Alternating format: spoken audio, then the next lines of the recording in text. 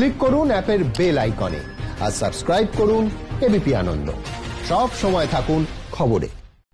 তথ্য বিভ্রাট, মৃতকে জীবিত আর জীবিতকে মৃত ঘোষণার জের। ঘটনায় গাফিলতির প্রমাণ মিলেছে খড়দার কোভিড হাসপাতালের কয়েকজন স্বাস্থ্যকর্মীর বিরুদ্ধে।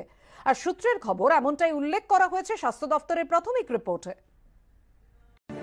নথি বিভ্রাটের জেরে ঘটে গিয়েছে মারাত্মক ঘটনা। যার শ্রাদ্ধানুষ্ঠানের আয়োজন হচ্ছিল বাড়িতে, হঠাৎই এসে হাজির হয়েছেন তিনি।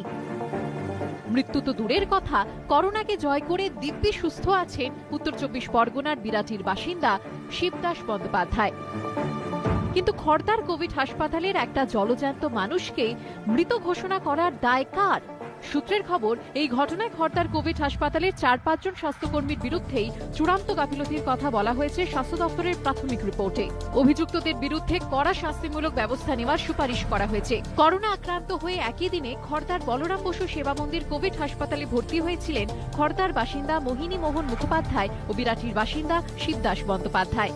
7ই নভেম্বর দুজনকেই রেফার করা হয় বারাসাতের কোভিড হাসপাতালে। কিন্তু হাসপাতাল সূত্রে খবর, বারাসাতের ওই কোভিড হাসপাতালে সেই সময় একটি বেড ফাঁকা ছিল।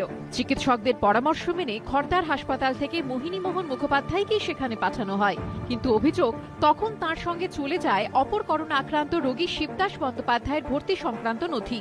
শিবদাস পরিচয়ে বারাসাতের কোভিড হাসপাতালে ভর্তি হন মোহিনী মোহন। 13ই নভেম্বর আসল মোহিনী মোহন মুখোপাধ্যায়ের মৃত্যু হলে মৃত্যু সংবাদ পৌঁছয় বিরাটির শিবদাস বন্দ্যোপাধ্যায়ের বাড়িতে। মোহিনীর দেহ সৎকারও হয়ে যায় শিবদাস পরিচয়। সেই মতোই বাড়িতে চলছিল শ্রাদ্ধানুষ্ঠানের আয়োজন। এরই মধ্যে ফের হাসপাতাল থেকে ফোন আসে বিরাটির বাড়িতে। জানানো হয় একটা ভুল হয়ে গিয়েছিল, শিবদাস বন্দ্যোপাধ্যায় জীবিত আছেন। শনিবার ঘটনা জানাজানি হতেই জেলার উপমুখ্য স্বাস্থ্য আধিকারিকের নেতৃত্বে বলরাম বসু সেবা মন্দির কোভিড হাসপাতালে যায় 4 প্রতিনিধির দল। স্বাস্থ্য দপ্তর সূত্রে খবর, তারা যে প্রাথমিক রিপোর্ট জমা দিয়েছে সেখানে বলা হয়েছে 4-5 জন স্বাস্থ্যকর্মীর বিরুদ্ধে চূড়ান্ত গাফিলতির প্রমাণ মিলেছে।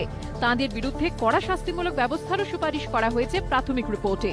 সমীরণ পালের রিপোর্ট, এবিপি আনন্দ, উত্তর 24 পরগনা।